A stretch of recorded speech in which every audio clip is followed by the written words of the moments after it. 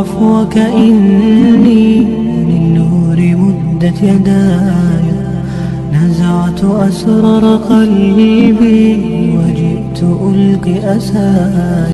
السلام علیکم ورحمۃ اللہ وبرکاتہ. بسم اللہ الرحمن الرحیم. الحمد للہ رب العالمین والصلاة والسلام علی سید الانبیاء والمرسلین وعلی آلہ وصحبہ اجمعین، اما بعد. ڈیئر آڈینس، آج ہمارے ساتھ موجود ہیں عزیزم اظفر منصور صاحب. تو آئیے اس موقع کو ہم غنیمت سمجھتے ہوئے ان سے کچھ اہم موضوعات پر گفتگو کرتے ہیں. تو آئیے گفتگو کا آغاز کرتے ہیں، بنے رہیے ہمارے ساتھ. السلام علیکم ورحمۃ اللہ. وعلیکم السلام ورحمۃ اللہ. خیریت سے ہیں؟ جی، آپ کیسے ہیں؟ الحمدللہ، اللہ کا شکر ہے. جزاک اللہ کہ آپ نے ہمیں اپنے چینل پہ آنے کی دعوت دی اور اتنے بڑے چینل پہ اتنے اہم آڈینس کے ساتھ ہمیں شیئر کیا. اس کے لیے ہم آپ کے بہت شکر گزار ہیں. ہم بھی آپ کے نہایت ممنون و مشکور ہیں کہ آپ نے اپنے قیمتی اوقات ہمارے لیے نکالے. تو آئیے اس گفتگو کا سلسلہ شروع کرتے ہیں. ضرور. اظفر بھائی، یہ بتائیے، آج پورے ملک میں بھگوا لو ٹریپ کی شکل میں ارتداد کی ایک لہر چل رہی ہے. حالیہ دنوں میں بھی یو پی کے ضلع بریلی میں ایک ارتداد کا واقعہ پیش آیا ہے. ایسے سینکڑوں واقعات ہیں اور ڈیٹا موجود ہے. لہٰذا یہ بتائیے کہ یہ بھگوا لو ٹریپ ہے کیا اور اس ارتداد کی وجہ کیا ہے؟ بہت اہم سوال آپ نے پوچھا کہ بھگوا لو ٹریپ دراصل ہے کیا. تو ناظرین، بھگوا لو ٹریپ دراصل ایک تھیوری کا نام ہے. ایک ایسے تھیوری جسے انتہا پسند ہندوتوادیوں نے مسلمانوں کے خلاف تخلیق کیا ہے. یہ ایک ایسا نظریہ ہے جس کے سہارے وشو ہندو پریشد یا اس جیسی دیگر تنظیمیں جو مسلمانوں کے خلاف کام کرتی ہیں، جن کا رات دن کا مشغلہ یہ ہوتا ہے کہ کسی طرح مسلمانوں کو کمزور کیا جائے، مسلمانوں کو بدنام کیا جائے، ان لوگوں کی جانب سے پیدا کردہ ایک تھیوری ہے. اس کے نتیجے میں وہ یہ کرتے ہیں کہ اپنے مذہب کے نوجوانوں کو، اپنے مذہب کے ان لوگوں کو جو بے روزگار بیٹھے ہیں، جو جاہل ہیں، جو گوار ہیں، جسے دنیا و ما فیہا سے دلچسپی نہیں ہے، انہیں اپنے پروگراموں میں شرکت دیتے ہیں، اپنی میٹنگوں میں بلاتے ہیں، پھر انہیں سمجھاتے ہیں کہ کس طرح سے انہیں پروسیس کے تحت مسلم شہزادیوں کو، مسلم لڑکیوں کو اپنی محبت کے جال میں پھنسانا ہے، اور محبت کے جال میں پھنسانے کے بعد انہیں سے شادی کا جھانسا دینا ہے، اور جھوٹی شادی کر لینے کے بعد ان کا وہ عبرتناک انجام کرنا ہے جس سے کہ مسلم قوم کی ہمت، مسلم قوم کا عزم اور مسلمانوں کے نوجوانوں کا حوصلہ پست اور ٹوٹ جائے. یہی وجہ ہے کہ ہم آئے دن اپنے معاشرے میں، اپنے ملک میں ایسے واقعات دیکھتے ہیں جس سے کہ ہماری روح تڑپ جاتی ہے اور ہم کانپ اٹھتے ہیں کہ اتنی بڑی تعداد میں ہونے کے باوجود اس ملک میں ہماری یہ حالت ہے کہ آئے دن ہمیشہ ہر وقت کوئی نہ کوئی ایسی خبر، ایسا واقعہ نکل کر سامنے آ جاتا ہے جس سے یہ ہمیں معلوم چلتا ہے کہ فلاں جگہ ہماری ایک بہن، ہماری ایک بیٹی وہ ہندوتوادیوں کا شکار ہو گئی، اور ہماری ایک بہن سڑک پہ جا رہی تھی کہ جنونی گنڈوں نے انہیں اٹھا لیا اور ان سے محبت کے دعوے کیے، دولتیں نچھاور کی. اس کے نتیجے میں وہ ان کے فریب میں پھنس گئی. اس کا نتیجہ یہ ہوا کہ ان کا عبرتناک انجام ہوا. تو یہ اس طرح روزانہ کا ہمارے ملک کا مشغلہ بنا ہوا ہے، اور یہی ایک وجہ ہے جس کی وجہ سے ہمارا ملک ایک ارتداد کی لہر میں جا چکا ہے. ہمیشہ بلکہ بہت کثرت سے ارتداد کے واقعات بھی سامنے آ رہے ہیں. اس ارتداد کی وجہ بھی دراصل انہی ہندوتوادیوں کی وہ کوششیں ہیں جو وہ بھگوا لو ٹریپ کے نام سے جسے فروغ دے رہے ہیں. دراصل بھگوا لو ٹریپ کا نام کا نظریہ اس وجہ سے سامنے آیا کہ مسلمانوں کو بدنام کرنے کے لیے ان لوگوں نے ایک سازش رچی کہ مسلمان اپنی قوم کے نوجوانوں کو لو جہاد کے نام سے پروموٹ کرتے ہیں. مسلمانوں کے جو رہنما ہیں وہ اپنے نوجوانوں کو یہ کہتے ہیں کہ دیگر مذہب کی لڑکیوں سے تم لو جہاد کرو، یعنی انہیں اپنی محبت کے جال میں پھنساؤ، حالانکہ اس کی کوئی حقیقت نہیں. تو اس پہ ہم لوگوں کو کام کرنا چاہیے کہ جو نظریہ ہے لو ٹریپ کا اسے ختم کیا جائے، اور حکومت کو بھی اس جانب توجہ دینا چاہیے. بہت اچھی بات آپ نے عرض کی، جو آپ نے کہا کہ یہ ایک پروپیگنڈا ہے، باقاعدہ سازش کے تحت یہ کام چل رہا ہے۔ اور ناظرین میں بتا دوں کہ ایسے بہت سے واقعات ہیں اور عبرتناک واقعات موجود ہیں، شاہد ہیں، جو یہ بتلاتے ہیں کہ ایسی لڑکیوں کا جنہوں نے اپنے ایمان کے ساتھ، دین کے ساتھ، مذہب کے ساتھ بغاوت کی اور اس کا سودا کیا، کفر سے اس کا سودا کیا، تو ان کا انجام دنیا میں بھی بہت عبرتناک ہوا۔ لہٰذا اس چیز سے بچیں اور اس معاملے میں حساس بنیں اور بیداری پیدا کریں۔ آئیے ہم بڑھتے ہیں اپنے دوسرے سوال کی طرف۔ ہمارا دوسرا سوال آپ سے یہ ہے کہ آج ملک میں، وطن عزیز میں اقلیتوں کے خلاف، مائنورٹیز اور الپ سنکھیک کے خلاف دن بدن، روز بروز نفرت بڑھتی جا رہی ہے اور نفرت بھڑکائی جا رہی ہے، تو آخر اس نفرت کا ذمہ دار کون ہے؟ یہ بھی بہت امپورٹنٹ سوال ہے ملک کے حالیہ تناظر کی روشنی میں۔ آپ کا جو سوال تھا کہ ملک میں نفرت کا ماحول بنایا جا رہا ہے، مسلمانوں کے خلاف نفرت کی فضا تیار کی جا رہی ہے، اس کی اصل وجہ کیا ہے؟ تو غور و فکر کے بعد میرے ذہن میں اس کی دو وجہیں سامنے آتی ہے۔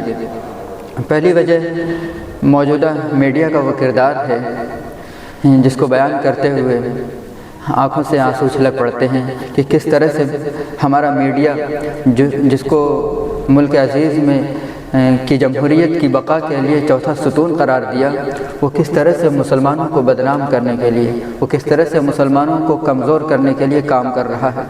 میڈیا کا کردار یہ ہونا چاہیے تھا کہ وہ سچی خبریں عوام کے سامنے رکھتے۔ میڈیا کا کردار یہ ہونا چاہیے تھا کہ وہ حکومت کی کمیوں کو گنواتے، حکومت کیا کیا کارنامے انجام دے رہی ہے، اسے کس طرح سے مزید اس میں بہتری لائی جا سکتی ہے، اسے کس طرح سے مزید اچھے طریقے سے کیا جا سکتا ہے، اس پہ میڈیا کو کام کرنا چاہیے تھا۔ لیکن بہت افسوس کی بات ہے کہ ہمارے جتنے میڈیا چینلز ہیں، سب رات دن سب نے اپنا مشغلہ بنایا ہوا ہے کہ کس طرح سے مسلمانوں کو بدنام کر دیا جائے، کس طرح سے مسلمانوں کے خلاف ملک میں نفرت کی فضا گھول دی جائے۔ یہی وجہ ہے کہ ہم جہاں بھی موب لنچنگ کے واقعات دیکھتے ہیں، جہاں بھی سرپسندوں کی گنڈا گردی دیکھتے ہیں، جہاں بھی کسی کی آپسی لڑائی دیکھتے ہیں، اس میں سب سے اہم وجہ میڈیا کا کردار سامنے آتا ہے۔ کیونکہ آج کل بچہ ہو یا نوجوان، بوڑھا ہو یا ضعیف، ہر کسی کے ہاتھ میں موبائل فون ہے، اور موبائل فون میں سوشل میڈیا کے ایپس ہیں، فیس بک ہے، ٹویٹر، انسٹاگرام، ایکس وغیرہ ایپس ہیں، تو ان میں ان کے ویڈیوز آتے ہیں، ان کے وہ نفرتی بیانات آتے ہیں، جس سے کہ ذہن متاثر ہوتا ہے، ذہن مفلوج ہوتا ہے، اور انسان بغیر کچھ سوچے سمجھے، بغیر کسی تصور کے، بغیر کسی باقاعدہ دلیل کے، وہ یہ خیال کر بیٹھتا ہے، وہ اپنا نظریہ بنا لیتا ہے کہ واقعی جس کی بات کہی جا رہی ہے وہ سراسر غلط ہے، اور جو صاحب ویڈیو میں بیان کر رہے ہیں وہ صحیح ہے۔ حالانکہ ہمیشہ ایسا صحیح نہیں ہوتا ہے، کبھی کبھی اتفاقی طور پہ ایسا ہو جاتا ہے۔ تو ملک میں جو نفرت کی فضا گھولی جا رہی ہے، نفرت کا ماحول بنا ہوا ہے، اس میں ایک اور سب سے پہلی جو اہم وجہ ہے وہ میڈیا کا کردار ہے۔ دوسری وجہ جو سامنے آتی ہے وہ یہ ہے کہ موجودہ سیاست نہایت گندی ہو چکی ہے۔ جتنے سیاستدان ہیں وہ سب اپنے پیٹ کے لیے، اپنے مفاد کے لیے، اپنی پارٹی کے لیے کام کر رہے ہیں۔ اس کے لیے اس کی راہ میں اگر کوئی مسلمان آتا ہے یا اس کی راہ میں اگر کوئی کمزور آتا ہے تو انہیں نہیں بخشتے ہیں، جس کے نتیجے میں وہ ہزاروں کی تعداد میں، لاکھوں کی تعداد میں اسٹیج پہ کھڑے ہو کے بیجا بیانات دیتے ہیں، نفرت انگیز بیانات دیتے ہیں، جس کی وجہ سے جاہل عوام جو سامنے کھڑے ہوتے ہیں ان پہ غلط اثر پڑتا ہے، اور وہ اس جلسے سے، اس ریلی سے، اس پروگرام سے غلط تاثر لے کے جاتے ہیں، اور پھر اگر اس کے پڑوسی میں کوئی کمزور ہوتا ہے، اس کے پڑوس میں کوئی مسلمان ہوتا ہے تو اس سے نفرت پیدا ہو جاتی ہے، جس کے نتیجے میں وہ دونوں میں خلش اور دوری پیدا ہو جاتی ہے، اور پھر دونوں آپس میں لڑائی کرنے لگتے ہیں۔ اور ہر جگہ سے جب یہی ماحول بن جائے گا تو ظاہر سی بات ہے ہمارا ملک عزیز جو کبھی جنت نشان ہوا کرتا تھا، جہنم قدہ بن جائے گا۔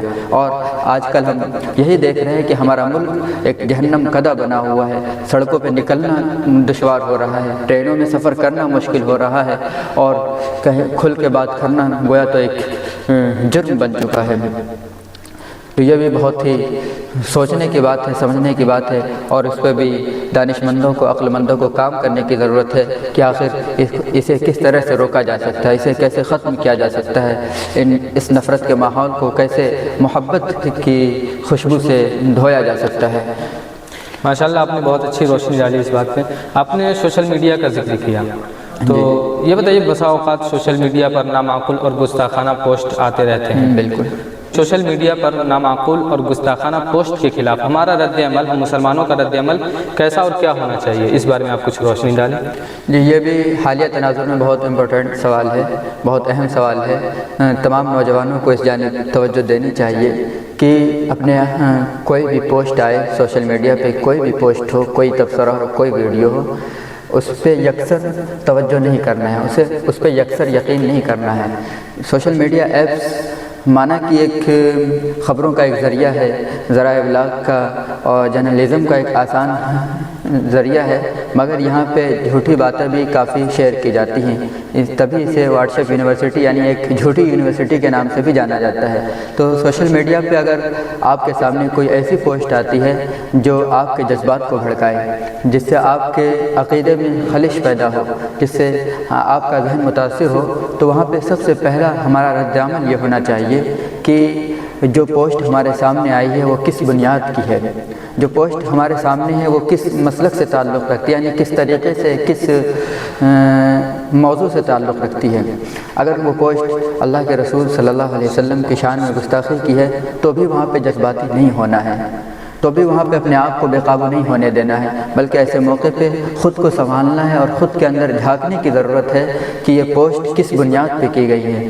کیا واقعی میں ہم مسلمان اتنے کمزور ہو گئے ہیں کہ لوگ اس طرح سے سرعام اللہ کے ہمارے پیارے حبیب صلی اللہ علیہ وسلم جو کہ دونوں جہان کے لیے رحمت للعالمین بنا کر بھیجے گئے تھے، ان کے خلاف سرعام اس طرح سے گفتگو کی جائے؟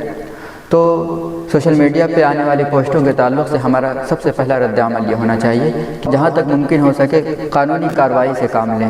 تو سوشل میڈیا پہ جو پوسٹیں آتی ہیں تو اس پہ توجہ دینے کی بالکل ضرورت نہیں ہے، کیونکہ وہ جاہلوں، گواروں، ان پڑھوں کی پوسٹ ہوتی ہے. اور ظاہر سی بات ہے کوئی بھی مہذب معاشرہ، باسلیقہ معاشرہ، سنجیدہ معاشرہ اس بات کو ہرگز قبول نہیں کرے گا کہ وہ کسی بھی قوم کے کسی بھی رہنما کے خلاف کچھ پوسٹ کرے. اس طرح سے آپ قانونی کارروائی بھی کر سکتے ہیں. اگر آپ کے پاس باقاعدہ تنظیم ہے تو تنظیمی شکل میں، اگر فرد ہیں تو انفرادی طور پہ آپ یہ تبصرہ کر سکتے ہیں، رد عمل دے سکتے ہیں. بہت بہت شکریہ آپ کا کہ آپ نے ان تمام سوالات کا نہایت خوب اچھے انداز میں اور عمدہ انداز میں جوابات عنایت فرمائیں. بہت بہت شکریہ آپ کا. جزاک ماشاء اللہ. آپ سے ہماری ملاقات ہوئی تو ہم نے ماشاءاللہ سے آپ کا چینل دیکھا بھی ہے، سبسکرائب بھی کیا ہے. تو میرا خیال ہے ہم نے ویڈیوز آپ کے دیکھے ہیں تو اس میں ایسا ہمیں محسوس ہوا کہ آپ کو الحاد وغیرہ پہ زیادہ دلچسپی ہے. کیا ایسا ہے کیا؟ چونکہ الحاد و ارتداد کی اس وقت پوری دنیا میں ایک لہر چل رہی ہے اور اس لہر کا مقابلہ کرنے والے افراد ہمارے پاس موجود نہیں ہیں، لہٰذا ضرورت اس بات کی ہے ایسے افراد تیار ہوں جو اس لہر کا مقابلہ کریں اور اس موضوع سے دلچسپی رکھیں. اچھا، تو مطلب آپ الحاد پہ ماشاءاللہ سے کام کر رہے ہیں. تو ہم یہ چاہتے ہیں کہ آپ اپنے ناظرین کو، ممکن ہے آپ نے اس سے پہلے اپنے آڈینس کو بتایا بھی ہو کہ الحاد کیا ہے، لیکن ہم پھر سے دوبارہ سے سوالیہ انداز میں آپ سے پوچھنا چاہتے ہیں کہ یہ بتائیے کہ الحاد کیا ہے؟ نہایت اہم سوال کیا آپ نے کہ الحاد کو انگریزی زبان میں ایتھیزم کہا جاتا ہے. الحاد یعنی irreligion، ایتھیزم irreligion یعنی لا دینیت. Atheism is the belief that there is no God or gods. اگر خدا کے کسی بھی تصور کا آپ مطلقاً انکار کرتے ہیں تو یہ الحاد کہلاتا ہے، اور خدا کے کسی بھی تصور کا انکار کرنے والوں کو آج ہم ملحد کہتے ہیں. اور الحاد کی بنیادی طور پر 3 قسمیں ہیں. نمبر 1 الحاد مطلق جسے ہم ایتھیزم کہتے ہیں. نمبر 2 پہ ہے ایگنوسٹزم جسے لا ادریت کہتے ہیں. یہ وہ طبقہ ہے جس کا کہنا ہے کہ خدا موجود ہے یا نہیں موجود ہے اس بارے میں ہمیں سکوت اختیار کرنا چاہیے. ان کا ماننا یہ ہے کہ خدا کے موجود اور عدم موجود دونوں کے دلائل ایسے نہیں ہیں جو ان کے لیے تشفی بخش ہوں. تیسرا طبقہ ہے ڈیئزم. تیسرا نظریہ جو الحاد کا وہ ہے ڈیئزم. ڈیئزم میں خدا کے تصور کو اس طرح پیش کیا جاتا ہے کہ خدا نے اس کائنات کو وجود بخش کر اپنے آپ کو معطل کر لیا ہے اور اب خدا کا اس کائنات میں کوئی مداخلت نہیں ہے. خدا اس دنیا کے لیے قوانین طے کر کے اس سے اپنے آپ کو معطل کر چکا ہے. یہ نظریہ ایسے ہی ہے جیسے ایک شخص نے ایٹومیٹک گھڑی بنا دی اور اب وہ گھڑی از خود چل رہی ہے. ایک بات میرے ذہن میں آ رہی ہے، آپ نے الحاد کی تعریف کرتے ہوئے ابھی فوراً کہا کہ بعض لوگ یہ نظریہ پیش کرتے ہیں کہ خدا وہ ہے جس نے اس دنیا کا نظام بنایا، اس کے قوانین مرتب کیے، اس کے بعد الگ ہو گیا۔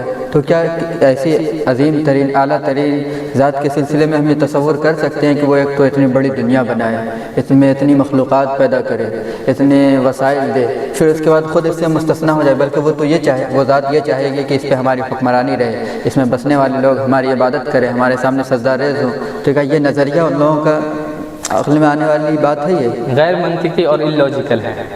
بالکل دنیا کے کسی بھی ملحد کے پاس خدا کے عدم وجود کے لیے کوئی بھی دلیل قطعی موجود نہیں ہے، اور جب ان سے سوال کیا جاتا ہے تو وہ اہل مذہب سے یہ کہتے ہیں کہ دلیل دینا ہمارے ذمے نہیں ہے، کیونکہ ہم جو ہے مدعا علیہ ہیں، ہم مدعی نہیں ہیں، حالانکہ وہ مدعی ہیں، کیونکہ خدا کا نظریہ، خدا کا تصور تو قدیم زمانے سے چلا آ رہا ہے، اور دعویٰ انہوں نے کیا ہے، خدا کے عدم موجود کا دعویٰ جو ہے، انکار خدا کا دعویٰ جو ہے ملحدوں نے کیا ہے، تو لہٰذا یہ مدعی ہیں اور اہل مذہب جو ہے مدعا علیہ ہیں۔ اس کو اس طرح آپ سمجھ سکتے ہیں کہ آپ ایک گھر میں رہ رہے ہیں، آپ 100 سال سے اس گھر میں رہ رہے ہیں، اب باہر سے میں آ کر اگر یہ دعویٰ کر دوں کہ نہیں یہ گھر آپ کا نہیں ہے، یہ گھر میرا ہے، تو اس میں بتائیے مدعی اور مدعا علیہ کون ہوگا؟ ظاہر سی بات ہے کہ اصل جو ہے آپ کے ساتھ ہے، آپ گھر میں رہتے آ رہے ہیں، دعویٰ میرا ہے، لہٰذا دلیل بھی میرے ذمے ہے۔ منکر کا بھی دعویٰ ہوتا ہے اور منکر کے بھی ذمے دلیل عائد ہوتی ہے۔ بالکل کہ چہار جانب سے ملحدوں پہ یہ الغار ہے، ملحدوں کو شکست خوردہ ہونا پڑتا ہے اپنی دلائل کی وجہ سے، اپنے نظریے کی وجہ سے، کیونکہ الحاد ہے ہی ایک ایسی بوسیدہ نظریہ، ایک ایسا غیر معقول منطقانہ نظریہ جو عقل سے پرے ہے، جس کی معاشرے میں کوئی ضرورت نہیں ہے۔ ایک سچا و صالح معاشرہ تو یہی ہے کہ وہ کسی کی سرپرستی میں، کسی کی نگرانی میں رہے، اور نگرانی اور سرپرستی جب اللہ کی حاصل ہوگی تو ظاہر سی بات ہے ہم معصیات سے بھی پرہیز کریں گے، قتل و قتال سے بھی پرہیز کریں گے، اور اپنے آپ کو ایک مہذب طریقے سے رکھ پائیں گے، ایک منفرد ہماری شان ہوگی۔ چلیے الحاد پہ تفصیلی گفتگو ہو گئی مختلف زاویوں سے، ہم نے بھی بیچ میں کچھ باتیں کہہ دی، اس جانب سے بھی ہو گئی۔ تو یہ بتائیے الحاد اور ارتداد کی بنیادی وجہ کیا ہے؟ کس وجہ سے لوگ الحاد کے شکار یا ارتداد کے شکار ہو جاتے ہیں، اور اس کا مقابلہ کیسے کر سکتے ہیں؟ بہت اچھا سوال کیا آپ نے کہ الحاد و ارتداد کی بنیادی وجہ کیا ہے۔ تو خوب جان لیجئے کہ الحاد و ارتداد کی بنیادی وجہ مغربی افکار و نظریات ہیں، لہٰذا جب تک ہم مغربی افکار و نظریات سے مکمل طور سے واقف نہ ہوں گے، ہم اس الحاد اور ارتداد کا مقابلہ نہیں کر سکتے۔ مغربی تہذیب نے جن نظریات کو جنم دیا ہے ان میں لبرلزم، فیمنزم، سیکولرزم، ڈارونزم وغیرہ سر فہرست ہیں، لہذا جب تک ہم ان نظریات سے مکمل طور سے واقف نہ ہوں گے تو ہم اس الحاد اور ارتداد کا مقابلہ نہیں کر سکتے۔ بالکل، یہ مختصر مگر جامع تعریف آپ نے کر دی۔ اب ایک دوسرا سوال ذہن میں گردش کر رہا ہے، اور غالباً یہ سوال اویسی صاحب سے یا پھر ذاکر نائک صاحب سے بھی کئی مرتبہ کیا جا چکا ہے، تو آپ سے ملاقات ہو رہی ہے کیمرے کے سامنے، تو اور الحاد پہ آپ کا مطالعہ بھی ماشاءاللہ سے بہت اچھا ہے، تو میری خواہش یہ ہے کہ میں آپ سے بھی یہ سوال کروں، کیا اجازت دیں گے آپ؟ بالکل۔ ہاں، تو میرا سوال یہ ہے کہ کئی لوگ غیر مذہب کے لوگ مسلمانوں سے یہ سوال کرتے ہیں کہ آپ سنویدھان کو پہلے رکھتے ہیں یا قرآن کو؟ آپ کے نزدیک آپ کا مذہب پہلے ہے یا آپ کا ملک پہلے ہے؟ بہت اچھا سوال کیا آپ نے۔ یہ اکثر مسلمانوں سے میڈیا میں ہر جگہ یہ سوال کیا جاتا ہے کہ یہ بتاؤ پہلے دیش یا پہلے مذہب، پہلے دیش یا دھرم، پہلے قرآن، پہلے شریعہ یا پہلے سنویدھان۔ یہ سوال ہی اللاجیکل ہے۔ آئیے جانتے ہیں وہ کیسے۔ اس طرح کے سوالات کیٹیگری مسٹیک کہلاتے ہیں، درجہ بندی کی غلطی۔ اب آئیے اس سوال کے اوپر کہ پہلے دیش یا پہلے مذہب۔ جواب ظاہر ہے کہ دیش اور مذہب میں کوئی مقابلہ اور کوئی موازنہ ہے ہی نہیں، کوئی there is no comparison between religion and country۔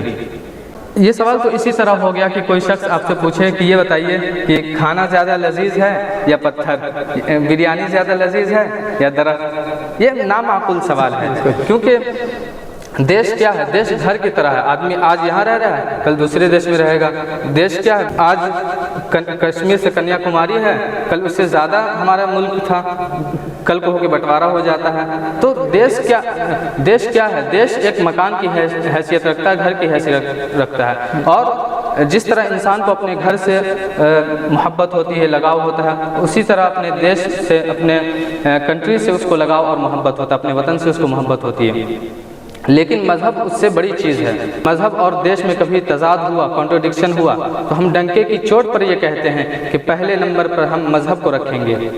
اور یہ سوال صرف مسلمانوں سے اس لیے کیا جاتا ہے تاکہ ان کو آزمایا جائے، ان کی دیش بھکتی کو آزمایا جائے. یہی سوال آپ اگر کسی سناتنی سے کریں، یا کسی کرسچن سے کریں، کسی جیوز سے کریں، یا کسی پارسی سے کریں، بودھ سے کریں، سب کا جواب یہی ہوگا. اصل میں اس طرح کے سوالات اللاجیکل اور irrational ہوتے ہیں. یہ سوال صرف اسی طرح مسلمانوں کو جانچنے کے لیے کیے جاتے ہیں. ان سوالات کی کوئی حقیقت نہیں ہے. تو یہ دوسرا سوال کا دوسرا جز تھا سنویدھان یا قرآن، اس پہ کچھ سنویدھان یا قرآن. ظاہر سی بات ہے کہ سنویدھان میں مذہبی آزادی کا حق دیا ہوا ہے، right to freedom of religion, دھارمک سوتنترتا. لہٰذا جب تک سنویدھان میں یہ فنڈامنٹل رائٹ ہے تب تک ہم سنویدھان کو مانتے ہیں اور مانتے رہیں گے. سنویدھان اور قرآن میں کوئی کنٹرڈکشن ہے ہی نہیں. ایسا تو نہیں کہ سنویدھان جو ہے ہمیں اپنے دین کو فالو کرنے اور پریکٹس کرنے سے منع کرتا ہو. تو لہٰذا اس طرح کے سوالات صرف مسلمانوں ہی سے کیے جاتے ہیں تاکہ ان کی دیش بھکتی کو اور ان سے وطن سے ان کی محبت کو جانچا جائے. ماشاءاللہ بہت خوب جوابات آپ نے دیے، مختلف ناحیوں سے، مختلف زاویوں سے اور دلائل کی روشنی میں. آپ نے ممکن ہے ہمیں تو مطمئن کر ہی لیا، ممکن ہے آپ کی آڈینس بھی مطمئن ہو جائے گی. تو چلیے آج کے اس گفتگو کا اختتام کرتے ہیں. السلام علیکم. وعلیکم السلام. انشاءاللہ پھر کسی موضوع پہ گفتگو ہوگی اسی چینل پہ. ٹھیک ہے آڈینس، آئی ہوپ آپ کو یہ گفتگو پسند آیا ہوگا. اگر آپ کا کوئی سوال ہو تو آپ کمنٹ میں ضرور پوچھیں. ملتے ہیں پھر دوسرے ویڈیو میں، تب تک کے لیے السلام علیکم ورحمۃ اللہ وبرکاتہ. جزاک اللہ خیرا و احسن الجزا.